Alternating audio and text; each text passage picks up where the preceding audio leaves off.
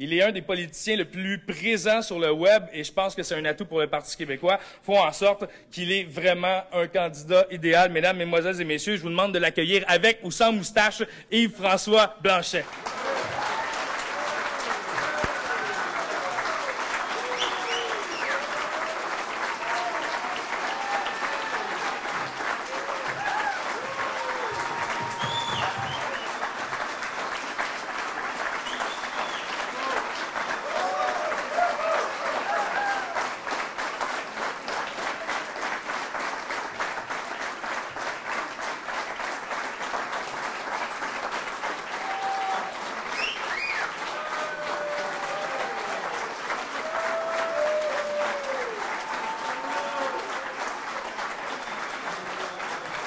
Merci beaucoup. Johnson recoupe 22 municipalités, 3 commissions scolaires, 3 C3S, 4 MRC, des institutions régionales partagées avec plus d'une dizaine d'autres circonscriptions dans 2 régions administratives. Un peu complexe, j'ai décidé de parler entre nous du cœur du Québec. Le cœur de Québec pour la position géographique, bien sûr, mais aussi le cœur de Québec pour le rayonnement. Le cœur de Québec pour l'âme industrielle, mais aussi l'âme agricole.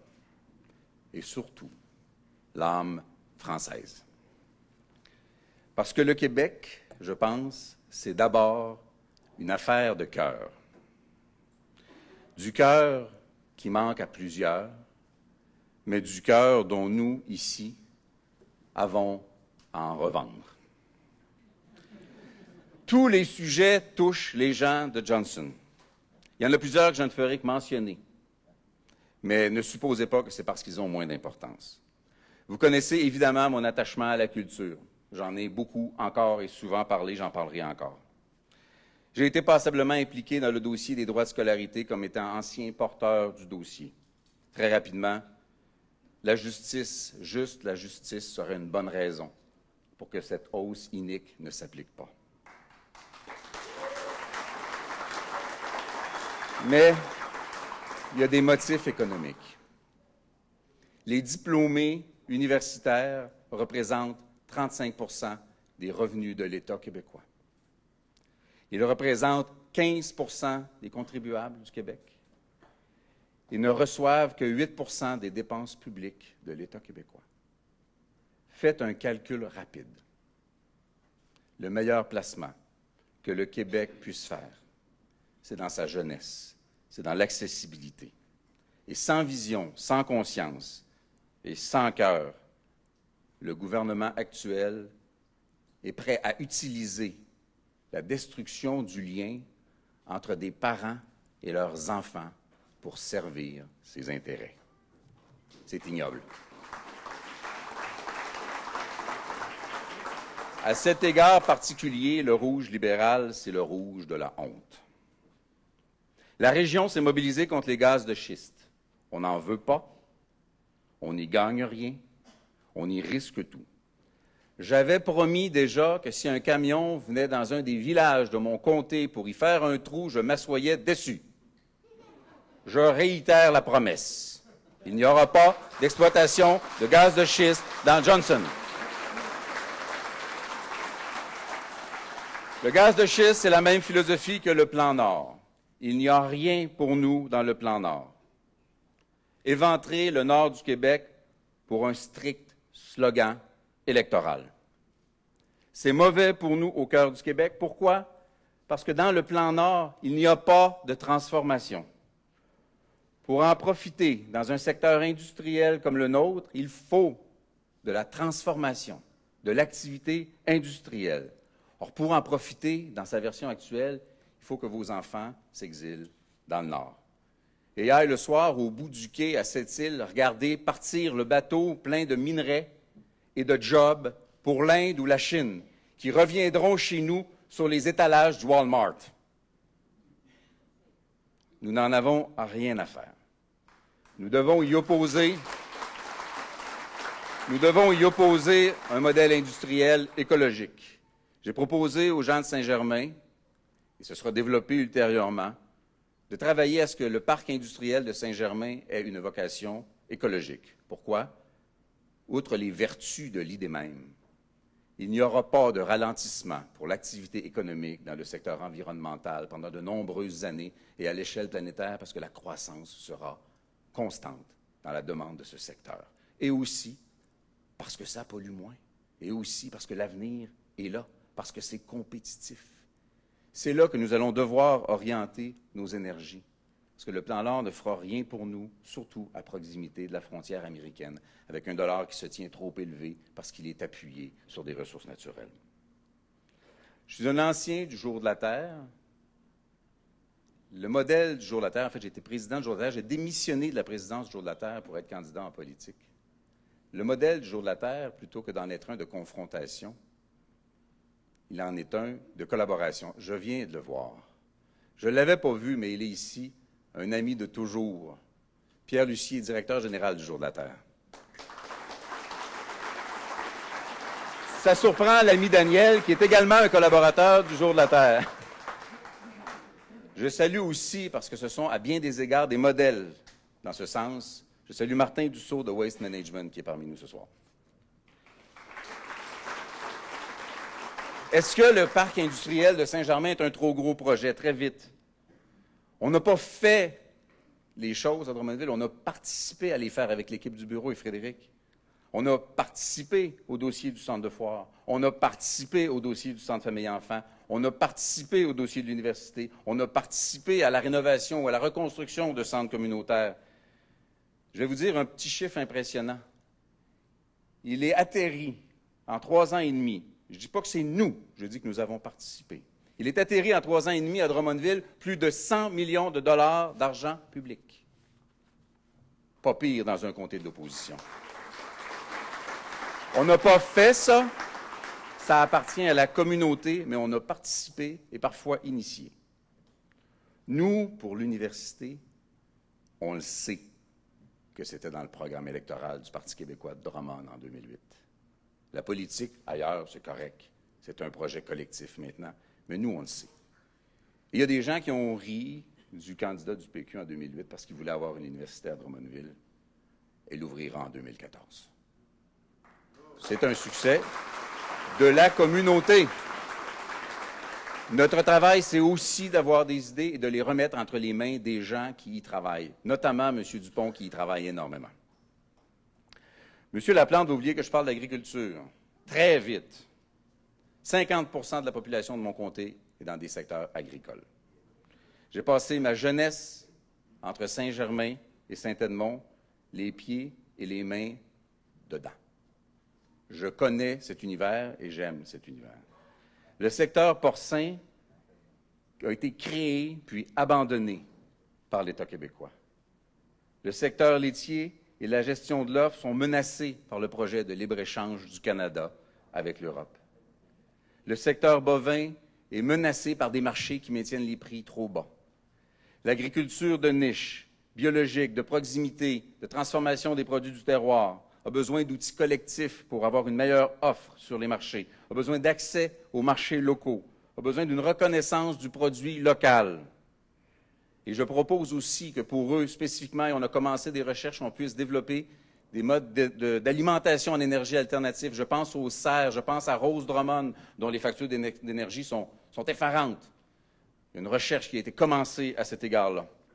Saviez-vous, et ça, les chiffres, je les ai empruntés à mon ami Nicolas Marceau, en 1985, 78 de ce qui se consommait au Québec en termes de production agricole, en termes d'alimentation agricole, 85 en 85, 78 de ce qu'on mangeait venait du Québec.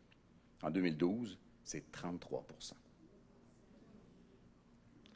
Si chaque ménage québécois prenait 150 $ de dépensés dans l'achat de produits alimentaires importés et les mettait dans des produits alimentaires du Québec, ce pourcentage remonterait à 50 Lorsque le Parti québécois parle de souveraineté alimentaire, comme Marie Bouillé l'a fait si longtemps, ce ne sont pas des mots creux.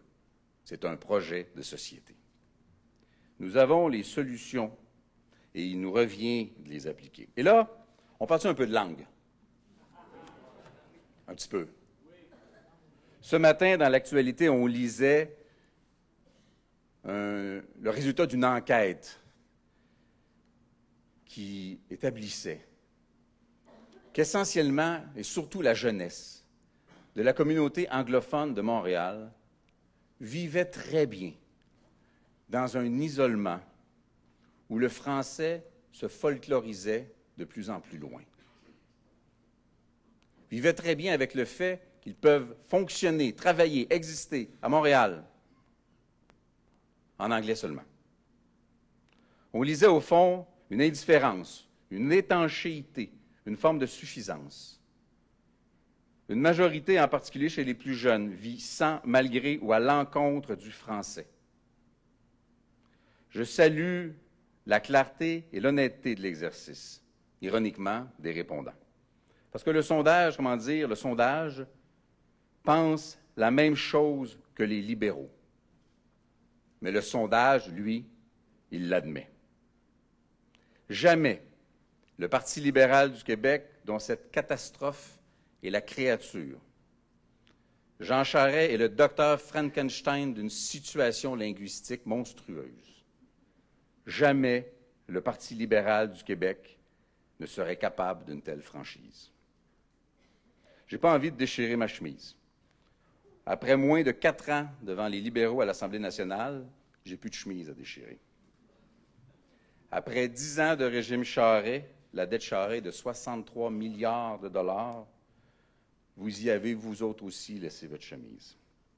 Je ne crie pas, je constate.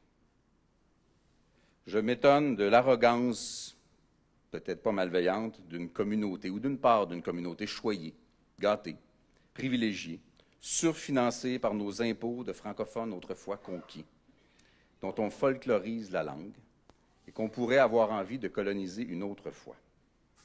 Mais je refuse de croire que ce soit la majorité, et je vous affirme que les ponts ne sont pas et ne doivent pas être coupés. Comme peuple, nous avons encore le pouvoir de gagner, par le nombre et la démocratie, ce qu'on nous a pris par les armes et qu'on essaierait de nous enlever encore par l'argent. Ça s'appelle la souveraineté.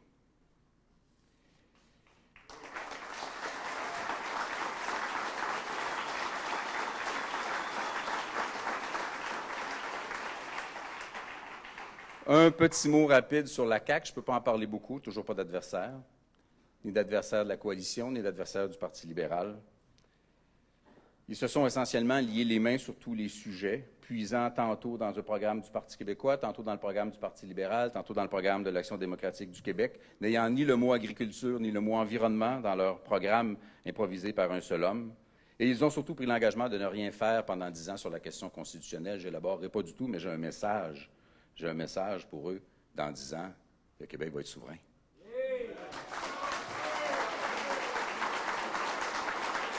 Daniel Johnson,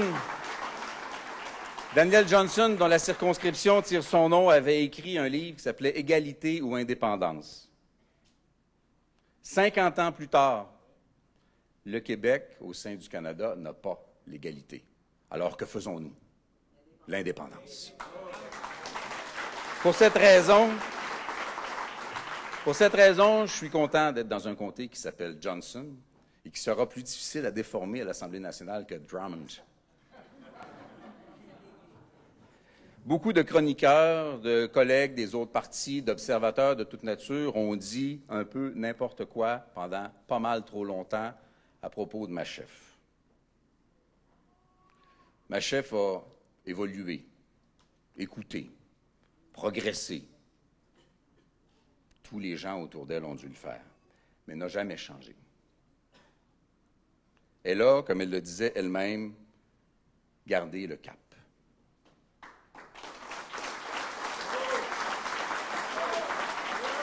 Aujourd'hui,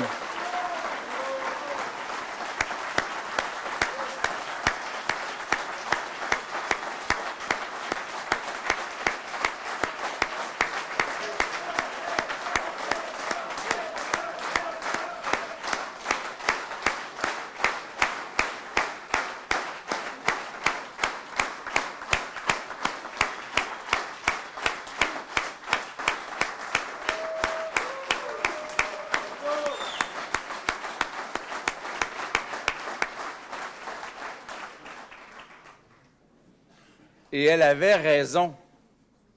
Mais ceux qui ont eu tort n'ont pas admis avoir eu tort. Aujourd'hui, elle a une stature de chef d'État. Et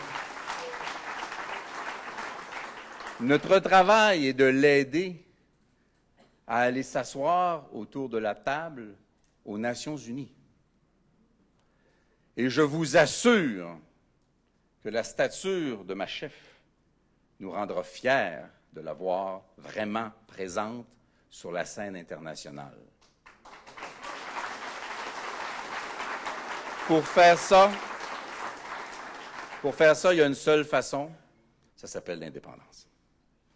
En attendant, avec quelques bleus, je suis très fier, moi aussi, dans mes convictions envers ma chef, d'avoir eu raison. De n'avoir ni douté, ni manqué de loyauté. Et Catherine, ma chef, est aussi extraordinaire que je te le dis. Et le Québec aura sa propre couleur sur la carte du monde. Je vous confie aux bons soins de ma chef, Mme Pauline Marois.